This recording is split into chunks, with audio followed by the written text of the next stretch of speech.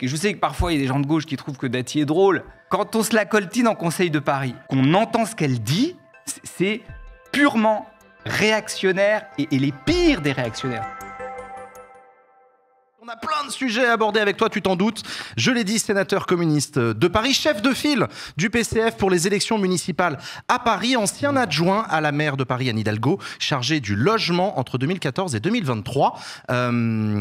Écoute, on a beaucoup parlé sur ce plateau tout à l'heure de l'actualité politique. Je voulais avoir ton regard à toi sur ce qui s'est passé ce matin chez tes confrères et consoeurs de l'Assemblée nationale qui n'ont pas censuré Sébastien Lecornu. Est-ce que ça t'a surpris ?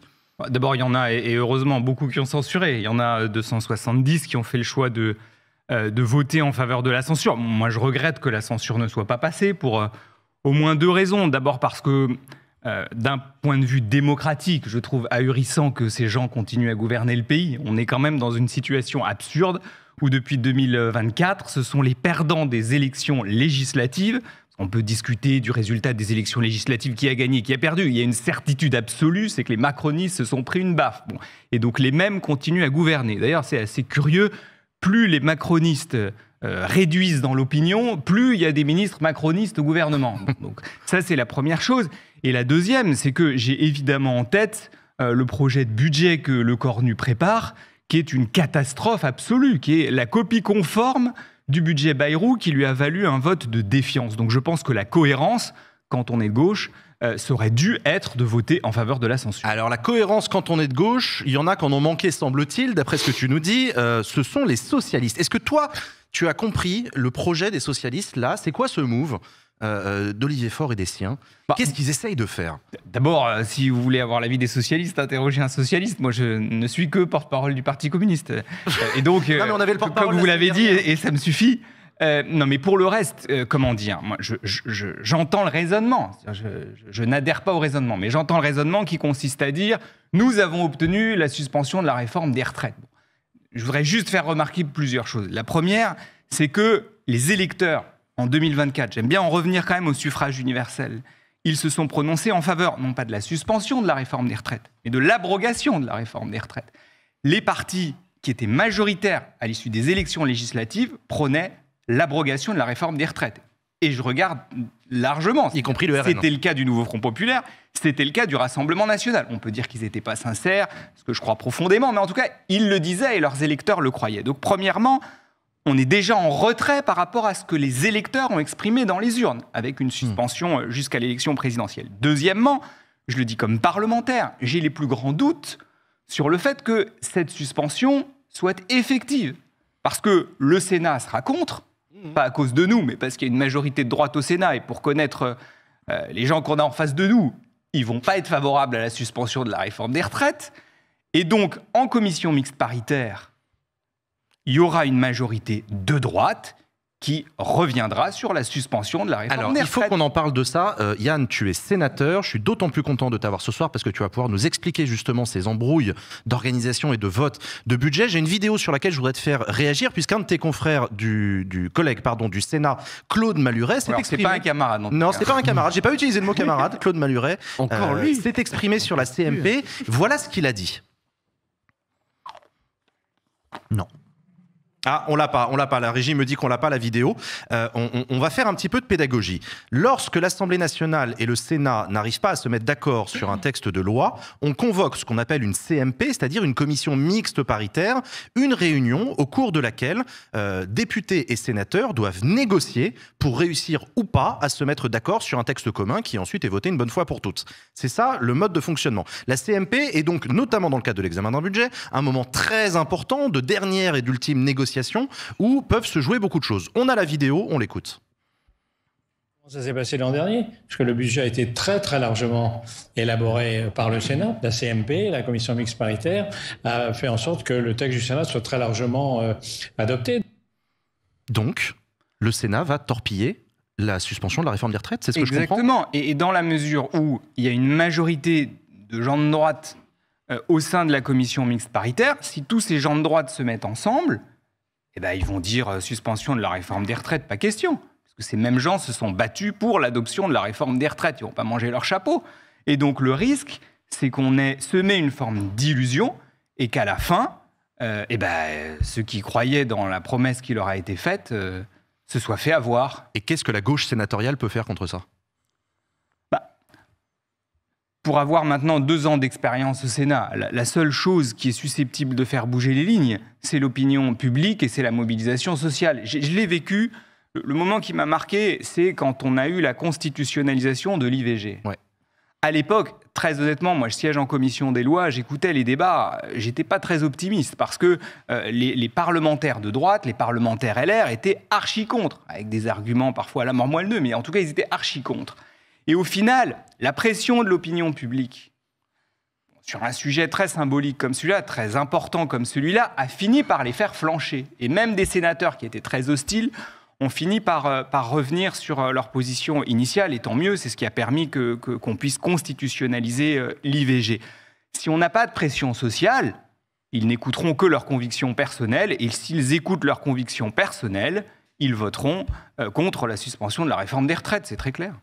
Je vais donner la parole à mes camarades. Je suppose qu'ils ont plein de questions à te poser, les amis. Oui. Vas-y, Usul. Ah, je commence? Vas-y, je t'en prie. D'accord. Alors, c'était pas du tout sur la séquence là. Moi, je voulais parler de. Mais parle d'autre chose si tu Ouais. veux. Pas de souci. On a le temps de toute façon. Oui, oui. Non, en plus cette séquence-là, bon voilà, je crois qu'on est tous fatigués. Non, moi j'aime bien parler de l'avenir, de qu'est-ce qu'on peut faire là pour faire un peu bouger les choses. Vous m'aviez envoyé un bouquin sur Airbnb il y a longtemps. Je voudrais savoir où ça en est, qu'est-ce qui avait pu être fait à Paris et qu'est-ce qu'on peut faire sur la question du logement, ça c'est vos sujets, et qu'est-ce qui a été fait à Paris pour lutter contre Airbnb.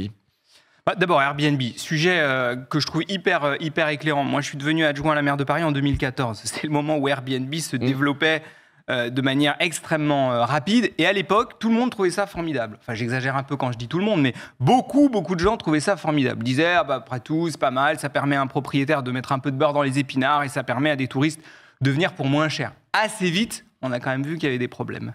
Et on s'est dit, il faut qu'on trouve des outils de régulation pour permettre à des gens de louer quelques semaines par an. En revanche, on ne peut pas accepter que des logements soient loués toute l'année sur des plateformes de location touristique parce que ça réduit encore le nombre de logements disponibles pour se loger. Simplement, une ville, elle peut avoir les meilleures intentions du monde.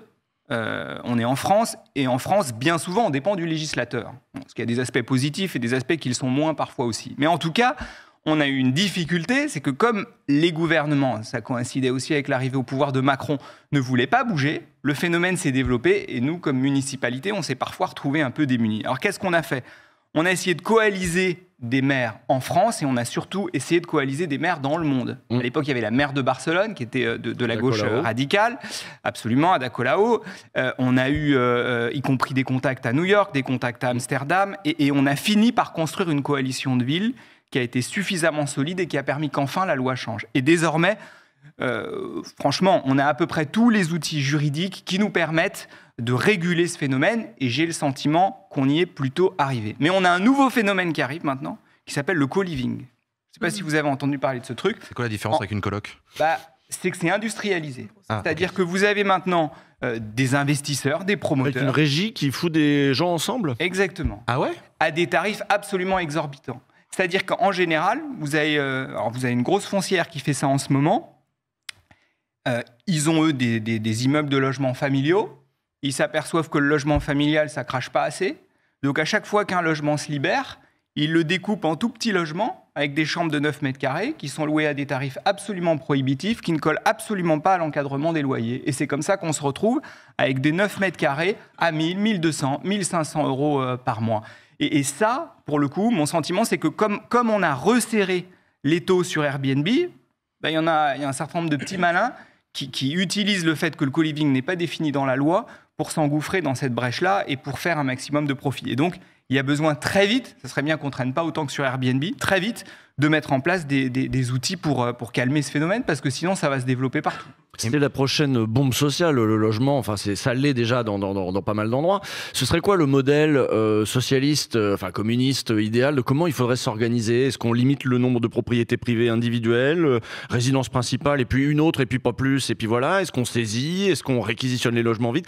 Qu'est-ce qu'il faudrait faire à l'échelle du pays, pas juste pour la ville, mais ce serait quoi le modèle aujourd'hui qu'on vers lequel qu'on pourrait vendre aussi aux électeurs en disant, regardez, là ça aura un effet concret pour votre logement. En tout cas, il y a une chose qui est sûre, c'est que laisser le marché, laisser la loi de l'offre et de la demande régler le problème du logement, c'est mortel. Bon, et pour le coup, on le voit bien dans une ville comme Paris. Vous savez, moi je me suis battu à Paris, j'en vois à la fois les atouts mais aussi les limites. Moi je me suis battu comme un chien pour développer le parc de logements sociaux. On est passé en l'espace de 20 ans de 13% de logements sociaux à 25%, c'est-à-dire qu'on applique aujourd'hui la loi SRU. Simplement, à côté, vous avez un parc de logements privés qui, lui, est confronté à une spéculation immobilière monstrueuse qui fait que on a du logement social, et tant mieux, ça permet à des gens de vivre à Paris qui sinon en auraient été chassés, mais vous avez à côté de ça un parc de logements qui atteint des niveaux complètement fous.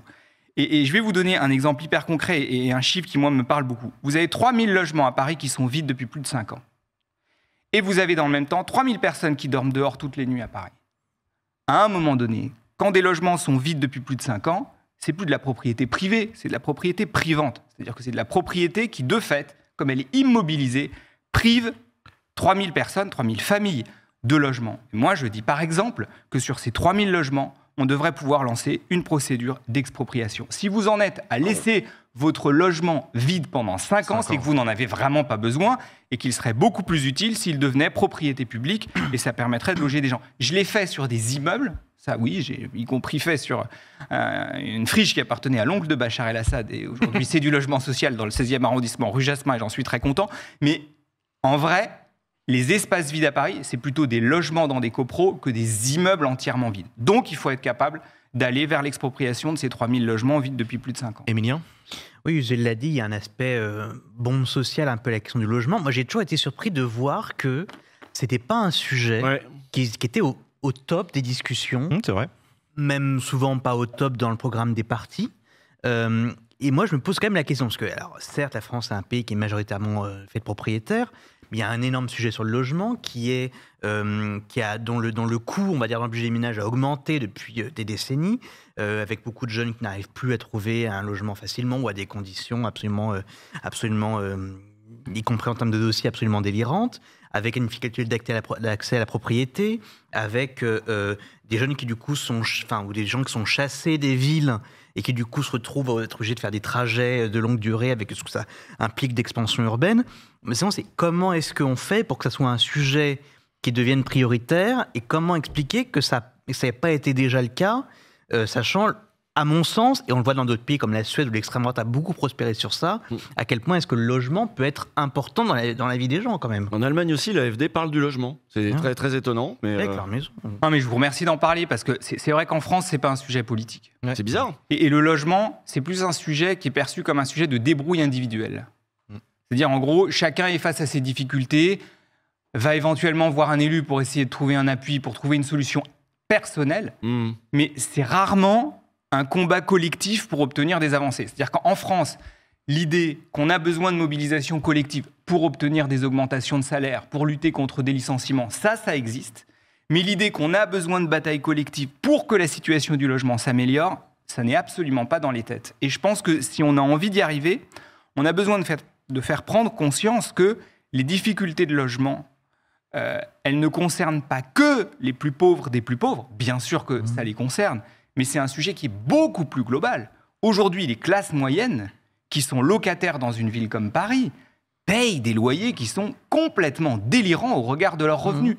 Et donc, on aurait besoin d'avoir un front très large sur ces questions du logement, en allant des plus modestes jusqu'aux classes moyennes, qui ont des difficultés croissantes en matière de logement. Et alors, évidemment qu'une ville comme Paris, qui est une ville hyper attractive, dans laquelle vous avez un décalage entre l'offre et la demande, qui est fou, pour une raison assez simple aussi, c'est que Paris est la ville la plus dense d'Europe, donc on a peu de possibilités de construire du logement neuf. Le seul moyen d'y arriver, c'est pas de construire bêtement, c'est d'agir sur le marché, c'est-à-dire d'avoir des outils de régulation, des outils coercitifs pris en charge par la puissance publique. Safia ? Moi, je trouve que la discussion est très intéressante. Je pense qu'on en parle, en tout cas comme on en parle assez rarement du logement. Je pense y compris la discussion autour de la réquisition des logements vides est très intéressante. Et vous parliez tout à l'heure de combat collectif.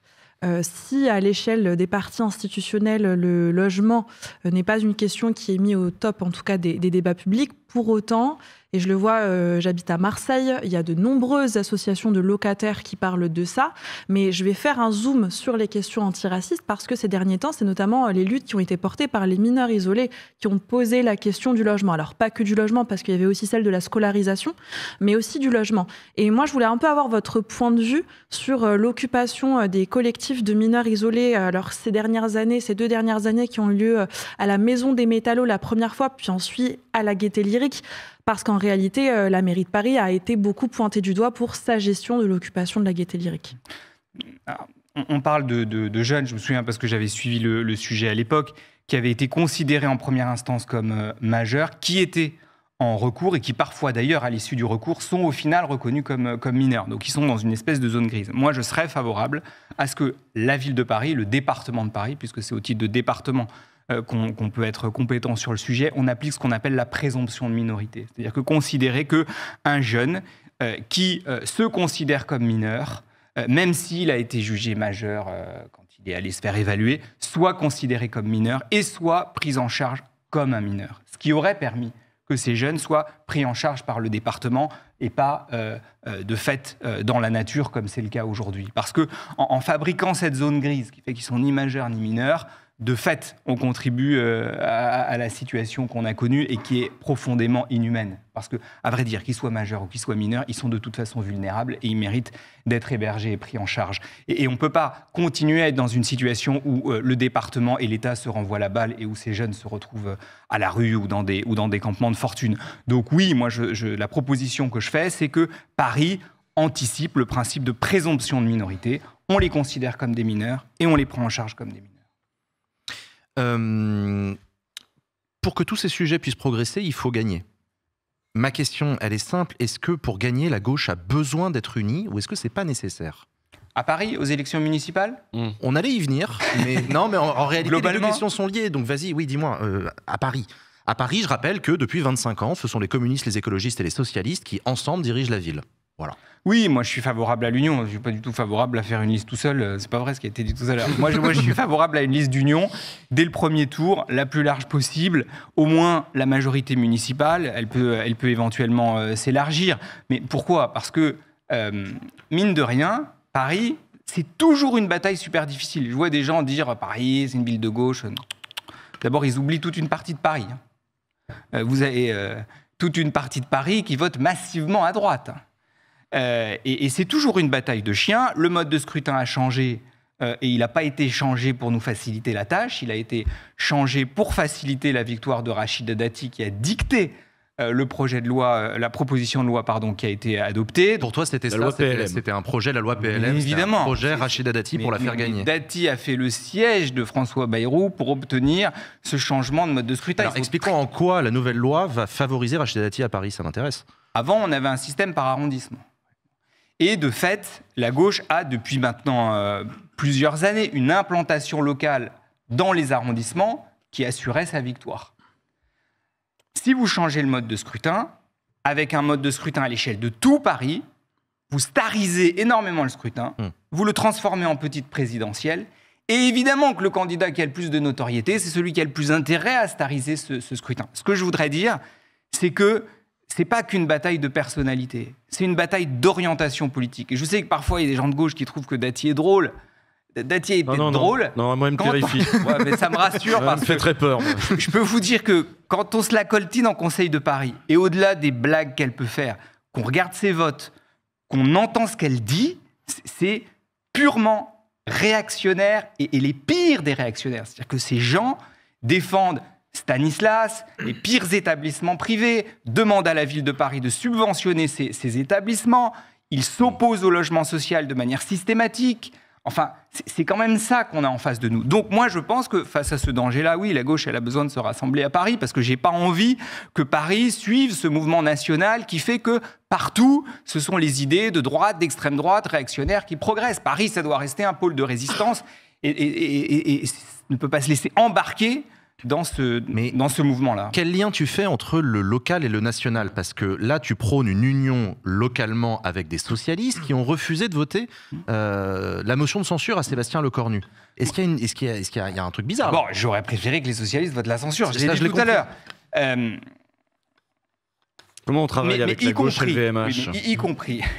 Mais y compris. C'est un bon exemple, je pourrais y revenir. Mais y compris à l'échelle nationale. Moi, je ne suis pas favorable à ériger des murs infranchissables à l'intérieur de la gauche.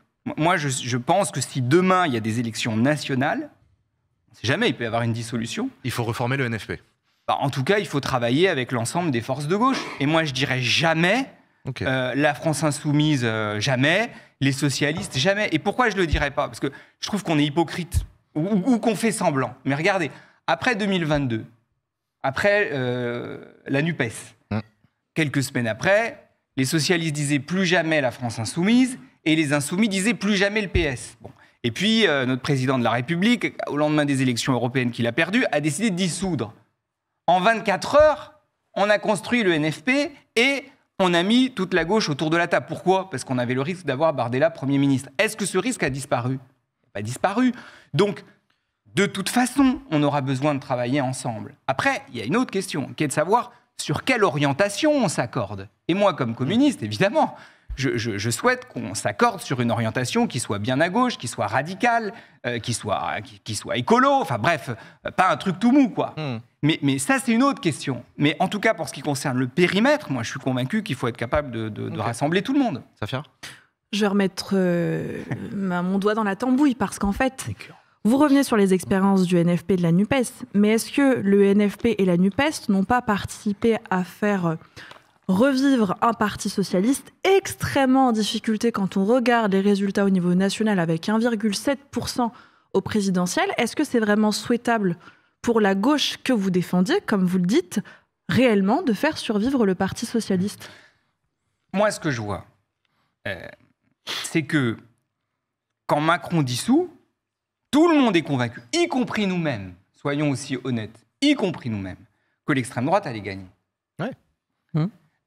On l'a dit sur ce plateau. Ouais. Et moi, j'en étais convaincu. Combatif. Oui, mais lucide aussi. Et tous les sondages donnaient le Rassemblement national avec une majorité soit absolue, soit relative. La seule question qu'on se posait, c'était quelle serait l'ampleur de sa victoire. Bon, on est arrivé à faire autre chose. Et je ne suis pas persuadé qu'on serait parvenu à ce résultat avec une gauche divisée. Parce qu'on a de fait un mode de scrutin aux élections législatives. On n'est pas sur un scrutin à la proportionnelle. À 2 tours, qui fait que si votre camp est divisé, vous êtes absent du second tour dans plein de circonscriptions et donc vous donnez la victoire à l'extrême droite et vous risquez d'avoir une multiplication de duels au second tour entre l'extrême droite et la droite. Et si on pouvait quand même éviter d'avoir à nouveau ce scénario-là, à mon avis, c'est mieux. Donc je ne sais pas si je réponds directement à votre question, mais en tout cas, je ne vois pas comment on peut se payer le luxe de la division, ni à l'échelle locale, ni à l'échelle nationale. Mais une fois de plus, ça ne veut pas dire qu'on évacue la question de l'orientation politique sur laquelle on s'accorde. C'est-à-dire, c'est ça la question. Sur quel programme on s'accorde? Est-ce qu'on s'accorde sur un programme social-libéral qui refait la politique de Hollande ou est-ce qu'on s'accorde sur un programme bien à gauche? Et je crois quand même que le nouveau Front populaire, c'était plutôt un programme de gauche ambitieux et pas un programme de simple aménagement du système libéral. C'est marrant que tu dises ça parce qu'en 2022, tu étais le directeur de campagne de Fabien Roussel, le candidat communiste à l'élection présidentielle. On ne peut rien vous cacher, comme quoi. Non, mais attends. Je ne suis pas complètement un emploi fictif, je travaille. Non, mais je remets pas ça en cause. Par contre, je remets en cause cette stratégie d'union dont tu parles, puisque la candidature de Fabien Roussel est accusée par Jean-Luc Mélenchon d'être responsable de sa non-qualification au second tour de l'élection. Je sais, mais à l'époque, personne... ou peut-être que j'ai mauvaise mémoire, ça peut arriver, ou que j'ai une mémoire sélective. Il me semble pas que la question de l'union était posée comme elle est posée aujourd'hui. Bon. Okay. En tout cas, ce qui est sûr, c'est que le risque de victoire de l'extrême droite est plus manifeste que jamais. Bon. Et donc, la question de l'union, la question du rassemblement, on peut tourner autour, faire semblant qu'elle n'existe pas, elle est devant nous, elle se posera, et moi, ça ne me choque pas qu'on pose la question en vue notamment des prochaines élections présidentielles. Du coup, est-ce qu'il y a un changement de stratégie du Parti communiste qui, pour l'instant, était pour une candidature autonome? Et est-ce que, compte tenu de la menace de l'extrême droite, vous allez revoir cette position? Pour rappeler aux gens, c'était le pronostic de Fabien Roussel, c'était que de toute façon, on va pas gagner, donc et Jean-Luc Mélenchon ne gagnera pas plus que moi de toute façon, donc autant que j'y aille, faire une candidature un petit peu de témoignage, il faut que les communistes soient présents pour qu'on se montre, pour qu'on soit là. Et bon, en effet, ça n'a pas été un franc succès. Est-ce qu'on repart sur la même chose la prochaine fois? Il y aura une candidature Vous dites les communiste? communistes, il y avait un candidat socialiste, il y avait un candidat écologiste. Enfin, moi, je veux bien qu'on porte sur nous-mêmes tous les tares du monde, mais en l'occurrence, chaque parti de gauche avait son candidat. Non, mais avoir une élection... Il y avait même Philippe Poutou, il y avait élection. Nathalie Arthaud. Donc, avoir une élection... Avant, il y avait le Front de gauche avec à la fois les communistes. Vous avez raison. Quand un candidat de gauche vient et que dans sa campagne, il dit de toute façon la gauche ne peut pas gagner, c'est pas juste qu'il va manquer des voix à Jean-Luc Mélenchon, c'est que c'est démobilisateur pour tout le camp social, là. Si je regarde l'avenir, moi je pense qu'on a besoin de deux choses. On a besoin, d'une candidature qui rassemble suffisamment pour être au second tour, et deux, que cette candidature qui peut être au deuxième tour soit capable de l'emporter. Or aujourd'hui, c'est toujours des sondages, et on peut dire que les sondages se trompent, et de fait, aux dernières élections législatives, ils se sont plantés, et tant mieux. Aujourd'hui, on ne voit pas quel candidat de gauche est capable de gagner au second tour d'une élection présidentielle. Et de mon point de vue, la question à laquelle on est confronté, c'est bien sûr la question du rassemblement des forces politiques, mais je pense qu'on a un sujet plus large, qui est comment la gauche, par son discours, est capable de reconstruire une conscience de classe qui fasse que la majorité des gens qui auraient intérêt à ce que ça change se retrouvent chez nous. Mais un programme. Je ne suis pas sûr que ce soit avec les élections que Par ça un va programme, bien renforcer sûr. la conscience de classe. Hein. N'y allons pas de... Ça y participe. Oh, Mais les c'est ton amis, côté quand révolutionnaire, même. ça Non, me dit, mais non, quand non, même, s'il vous plaît. Tu préfères quoi, les manifs, c'est ça? Alors, je pense en tout cas les moments de mobilisation Mais bien sociale sûr, ont un non, effet mais- très mais- important et plus important que, en tout cas, les élections présidentielles en bonne et due forme sur la conscience de classe. Mais c'est un sujet...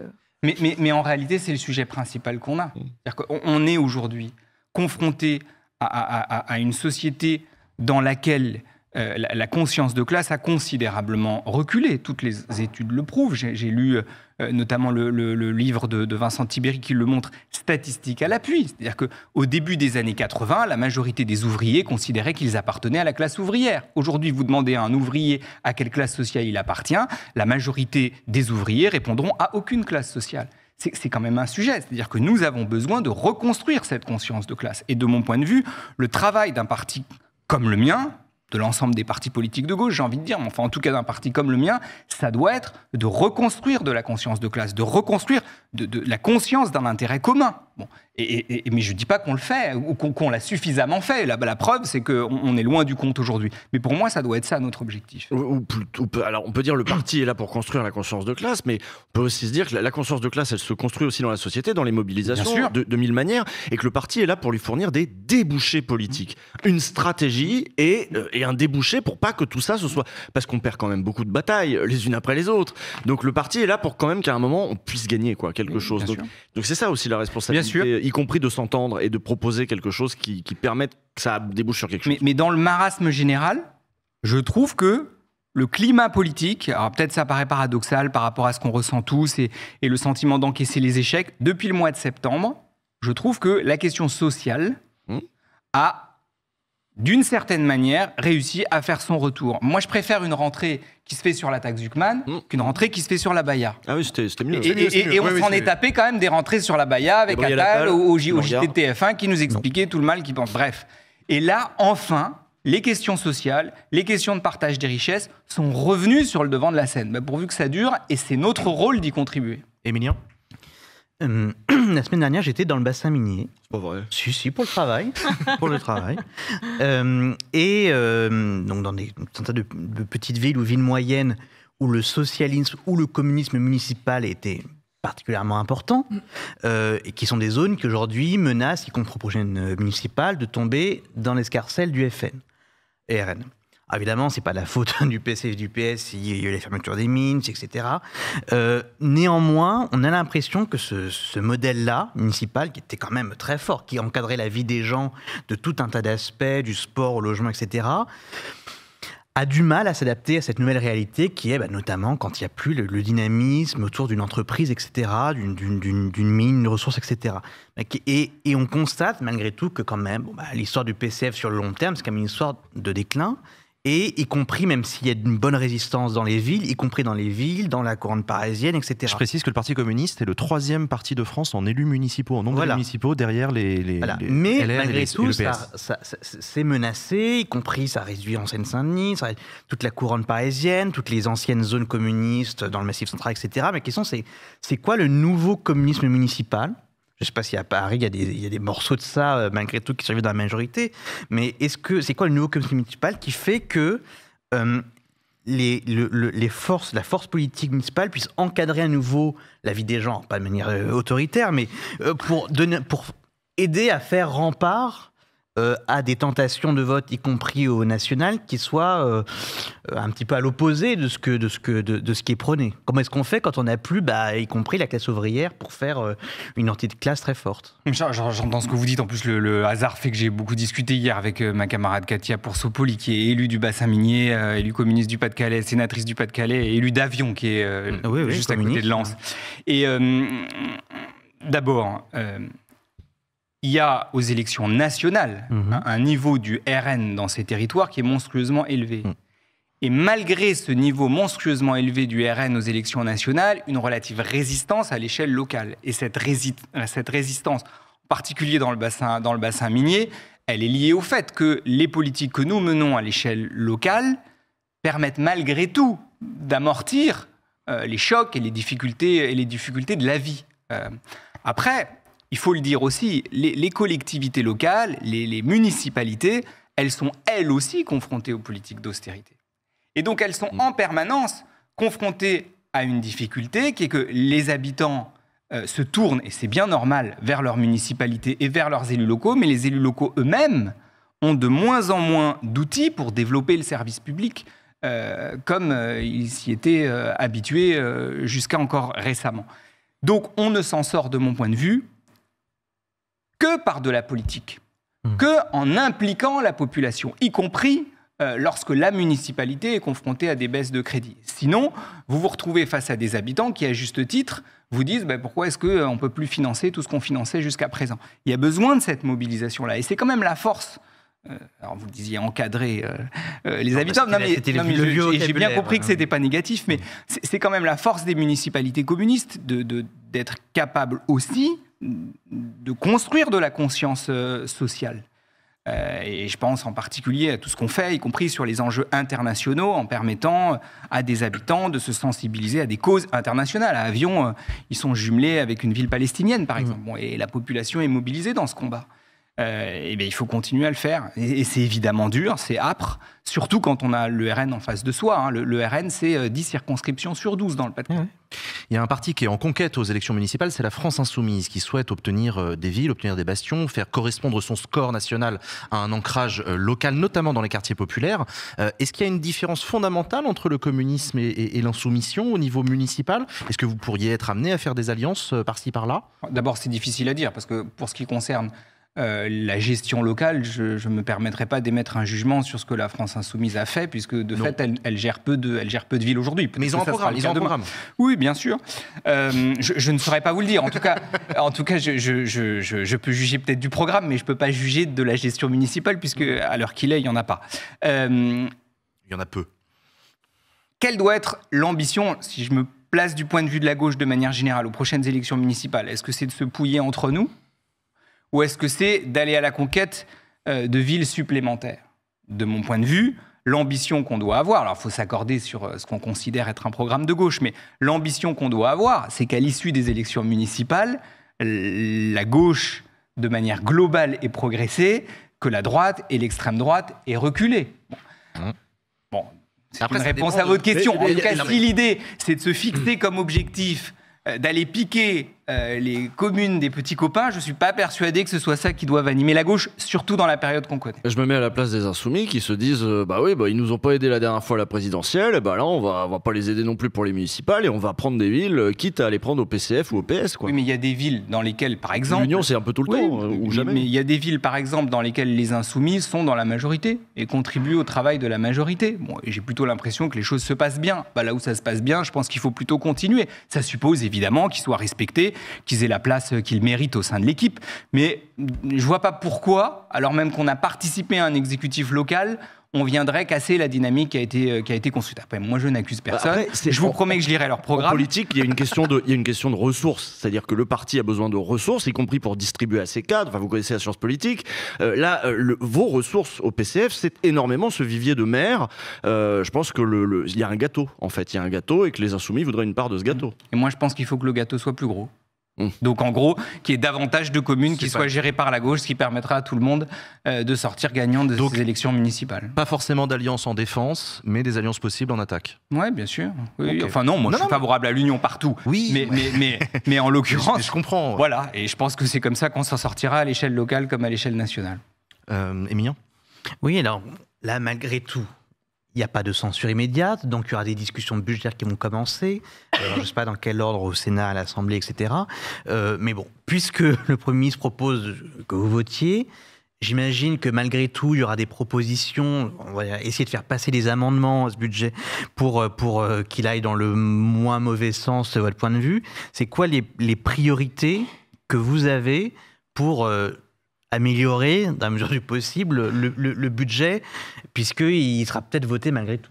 Pour moi, il y en a 4. La première, c'est de parer tous les mauvais coups qu'il y a dans ce budget. Toutes les saloperies qui étaient contenues dans le budget Bayrou et qu'on retrouve dans le budget Lecornu, il faut veiller à les supprimer. Il faut quand même aller jusqu'à taxer les apprentis. Il faut le faire quand même. Donc, les mêmes qui prônent la valeur travail, au passage. Donc, premièrement, supprimer toutes les saloperies qui sont contenues dans le budget. Deuxièmement, évidemment, pousser vers la suspension de la réforme des retraites. Enfin, veiller en tout cas à ce que cette suspension de la réforme des retraites soit effective. Troisièmement, des mesures en matière de pouvoir d'achat, notamment par le biais de la baisse de la CSG sur les salaires, la CSG étant une taxe profondément injuste par rapport aux cotisations sociales. Et quatrièmement, des mesures de justice fiscale. C'est tout le débat sur la taxe Zuckman, par exemple. Mais en tout cas, on a là, à mon avis, les 4 priorités qu'on doit être capable de porter. La gauche n'a pas été capable de se rassembler sur la censure. J'espère au moins qu'elle sera capable de se rassembler sur ces combats-là. Elle doit être où, la ligne rouge des socialistes, pour toi ? Le moment où ils disent, là, on arrête, on censure. Là, on peut pas aller plus Mais loin. moi, je pense que la ligne rouge a déjà été franchie. Moi, je pense qu'il fallait voter la censure ce matin. Donc, je vais pas vous dire que... bah oui. Pour moi, les 4 sujets, c'est ceux que je viens d'évoquer. Bon. Mais honnêtement, comment pourront-ils, si les choses restent en l'état, ils vont pas pouvoir voter le projet de loi de finances de la sécurité sociale. Je suis bien d'accord. Gel de toutes les prestations sociales, toutes. Gel des allocations familiales, gel de l'allocation adulte handicapé, gel de l'allocation de rentrée scolaire, blocage des pensions de retraite. Enfin, il faut lire quand même la litanie des mesures qui sont contenues dans le budget. C'est le pire budget depuis qu'Emmanuel Macron est président de la République. Enfin, on ne va quand même pas leur épargner une censure. Donc, à mon avis, on se paye un moment qui n'est pas très agréable à l'intérieur de la gauche. Mais à la fin, une fois qu'on aura la réalité des prix, la censure s'imposera comme une évidence. J'ai une question peut-être un petit peu théorique, historique. Bon, vous avez vu, il y a une offensive des riches, les riches de la tech, les riches chez nous de Bernard Arnault, qui pousse vers l'extrême droite toujours plus. Il y a un effet politique aussi Enfin, ils essaient d'utiliser leur argent pour avoir une influence politique très très forte. Que pense le Parti communiste parce que eux ils sont à l'offensive. Est-ce que vous pensez que la gauche aurait à gagner à avoir un plan d'attaque contre les riches, que ce soit contre leur puissance médiatique, c'est-à-dire il va falloir faire un moment éclater les monopoles de Bolloré et d'autres gens, mais aussi leur pouvoir économique. Est-ce qu'il faut moins de riches ? Est-ce qu'il faut des riches moins riches ? Est-ce qu'il faut des riches qui partent, dont on saisit les biens ? Non mais quelle est la ligne que devrait avoir la gauche et quelle est la ligne du PCF par rapport à cette grande bourgeoisie qui tire tout le pays, voire le continent, vers l'extrême droite ? Mais bien sûr qu'il faut qu'on soit plus offensif. Et alors, je sors de la théorie, je reviens sur ce que j'ai constaté moi comme élu. Le pire communautarisme, le pire séparatisme auquel j'ai été confronté comme élu local, c'est le séparatisme de la grande bourgeoisie. Moi, je me souviendrai toute ma vie de la gueule des gens que j'avais en face de moi, de la haine que j'avais en face de moi, quand on était à l'université Paris-Dauphine dans le 16e arrondissement et qu'on leur a annoncé l'installation d'un centre d'hébergement pour des personnes à la Boulogne, je me souviens. Les images et les pinceaux Charlot sont revenus sur les images. De racailles en vison que je n'aurais même pas imaginé en rêve. Oui. Et la force de mobilisation de ces gens, Ils sont déchaînés. la haine de ces gens. Et on a fini par l'installer et ça fait 10 ans que ça dure. Bon. Donc, face à une bourgeoisie aussi agressive, on a besoin... La première des choses, c'est qu'il faut tenir. Dans ces cas-là, il faut être capable de résister, de ne pas lâcher. Si on avait lâché dans cette affaire, on n'aurait plus été capable de faire un seul logement social dans le 16e ensuite. Donc, tenir. Et bien sûr, être à l'offensive, ça, moi, je le partage complètement. Et justement, je trouve que depuis la rentrée, notamment avec le débat autour de la taxe Zuckman, on a réussi à reprendre la main. Et donc, faut pas la lâcher. Safia ? Mais non, mais en fait, je me suis dit que j'avais une question, mais c'était du bis repetita. Parce que je vous écoute et à chaque fois, je me suis dit, effectivement, il faut ce projet. Il y a eu cette ouverture, machin, la résistance face à une bourgeoisie qui est plutôt radicalisée. On parle de la bourgeoisie, mais il faut voir aussi le niveau de radicalisation du patronat dans la période, avec post-réforme des retraites, les licenciements injustifiés de beaucoup de syndicalistes, etc. Et je me dis vraiment... Yann, est-ce que vous pensez que face à cette radicalité en face de la bourgeoisie, mais aussi de la Macronie, c'est possible de se faire désincarner par le Parti socialiste? C'est-à-dire, je n'ai que cette question en tête, je suis désolée. Si vous estimez que la ligne rouge a été franchie, pourquoi encore travailler avec le Parti socialiste? Si vous estimez qu'il faut se mettre à la hauteur d'une bourgeoisie radicalité, pourquoi travailler avec le Parti socialiste? C'est-à-dire partir dans une telle bataille avec des alliés si peu fiables, c'est compliqué quand même. Yann Brossard. Parce que je reste convaincu que l'objectif qui doit être le nôtre, c'est la conquête du pouvoir. Et la conquête du pouvoir, ça suppose de rassembler une majorité de gens. Bon. Et si vous voulez rassembler une majorité de gens, vous avez y compris besoin que cette partie de la gauche-là, qui n'est pas la mienne, soit représentée dans le rassemblement que vous faites. Et vous savez, je prenais les... Alors, je ne dis pas qu'on a tout bien fait, mais l'installation d'un centre d'hébergement dans le 16e, du logement social dans le 16e, on l'a fait dans une majorité de gauche à majorité socialiste où les communistes étaient des alliés minoritaires. Je ne dis pas que ça a changé la face du 16e arrondissement.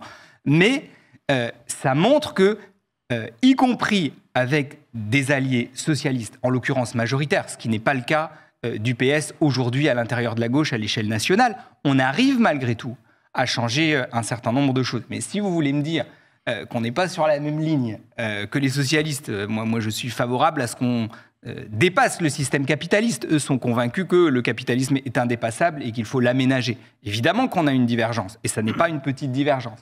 Mais nous sommes condamnés, à mon avis, à travailler ensemble. Surtout que, on parlait de la bourgeoisie depuis tout à l'heure, mais il y a un élément nouveau, alors vous en avez peut-être parlé dans une autre émission, mais qui est quand même une rupture majeure, c'est qu'on a aujourd'hui une bourgeoisie qui est prête à servir de marchepied à l'extrême droite. Bien sûr. Une bourgeoisie qui considère que Macron est cramé et que les libéraux n'ont plus aucune crédibilité. Et donc, le joker qu'ils nous sortent maintenant, c'est l'extrême droite. Et on est exactement dans ce moment-là, à l'instant où on se parle. Et donc, face à cette union des droites, sous la pression du capital, je ne vois pas bien comment on peut se payer le luxe d'une gauche divisée. Et vous parliez du fait que la différence entre le Parti socialiste et votre ligne, c'était que l'un, le Parti socialiste, pense qu'on ne peut pas dépasser le capitalisme et qu'il faut dans ce cas-là aménager, et vous, au contraire, pensez que c'est possible de dépasser le capitalisme. Mais que ce n'est pas possible de prendre le pouvoir sans faire alliance avec une partie de cette gauche-là, etc. C'est quelque chose qui m'a été rabâché toute ma jeunesse dans l'associatif. Toute ma jeunesse. Et la réalité, c'est qu'en fait, quand on voit ces alliances tirent toujours du côté des personnes qui sont les plus dominantes, qui maîtrisent le mieux justement le système politique, qui sont les plus à droite. Les alliances produisent des compromis droitiers d'une certaine manière. Et je me dis, est-ce que vous pensez vraiment que c'est prendre le pouvoir en alliance avec le Parti socialiste qui permettra de dépasser le capitalisme? Mais est-ce que vous avez le sentiment qu'en 2022 et en 2024, on s'est accordé sur un programme au rabais? Est-ce que vous avez le sentiment que ce programme était tellement au rabais qu'il a empêché de mobiliser un certain nombre de gens? Moi, c'est pas un programme de transformation de la société, c'était un programme de gestion pour les années qu'il y avait là. Mais qui était néanmoins, enfin en tout cas, qui était très différent de ce que les Français ont expérimenté à leurs dépens pendant le quinquennat Hollande, par exemple. Ah oui, Et heureusement, sinon on n'aurait pas fait le score qu'on a fait, vu le dégoût que ce quinquennat a suscité dans l'électorat de gauche et en particulier dans les classes populaires. Après, le sujet, c'est effectivement quel est l'équilibre des forces de gauche qui génère ce rassemblement. on n'est plus dans une période où la social-démocratie était hégémonique à gauche. Et tant mieux. Et donc, profitons-en pour construire un rassemblement qui soit sur une ligne bien à gauche, plutôt que sur une ligne Sauce-Hollande. C'est quoi la suite du programme pour le dialogue entre les partis de gauche? On a vu, là, ces 2 dernières semaines, des réunions s'organiser sous des formats différents, avec les socialistes sans les socialistes, avec les insoumis sans les insoumis, pour parler de l'Assemblée, pour parler un peu des municipales, pour parler aussi de 2027. À quoi on peut s'attendre, là, dans les semaines qui viennent? Est-ce qu'il y a des rendez-vous qui sont prévus? J'ai compris qu'il y avait une accélération de rendez-vous quand l'hypothèse d'une dissolution était très présente dans les têtes. Bon, de fait, la censure n'ayant pas été votée, le Cornu ayant gagné un peu de temps, il y a moins d'urgence. Et à mon avis, je vous donne mon avis comme ça, hein, je pense que les discussions vont surtout se replier sur les élections municipales. Enfin, moi, je vous parle pour moi, en tout cas. Mon souhait, c'est que dans les semaines qui viennent, on soit surtout capable de construire le rassemblement de la gauche pour ce qui me concerne à l'échelle de Paris et pour d'autres dans leur commune. De fait, c'est la première élection qui vient, donc c'est là-dessus qu'on se concentrera. Après, il n'y a pas que les élections dans la vie, hein.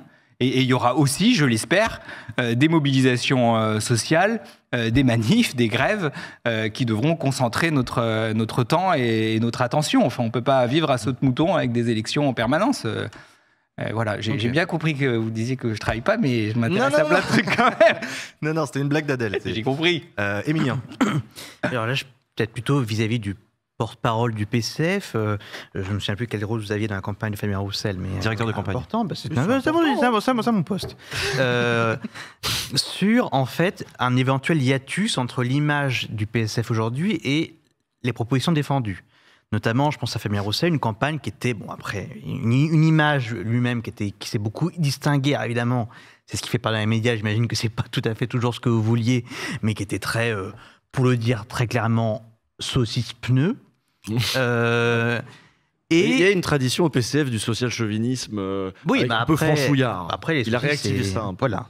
Et un discours sur les jours heureux, qui, mine de rien, avait un discours derrière, mais qui renvoyait aussi à une image plus passée de l'époque où c'était bien. Et quand on regarde le programme du PSF, moi j'ai regardé à l'époque, il y avait 6 piliers, il y en avait quand même un qui était sur le sexisme et l'LGBTphobie, et un sur le racisme, discrimination. Donc quelque chose qui n'a en fait, quelqu'un imagine un électeur de droite un peu qui dit oh pourquoi pas, en fait voit ça et n'est pas du tout d'accord avec le programme.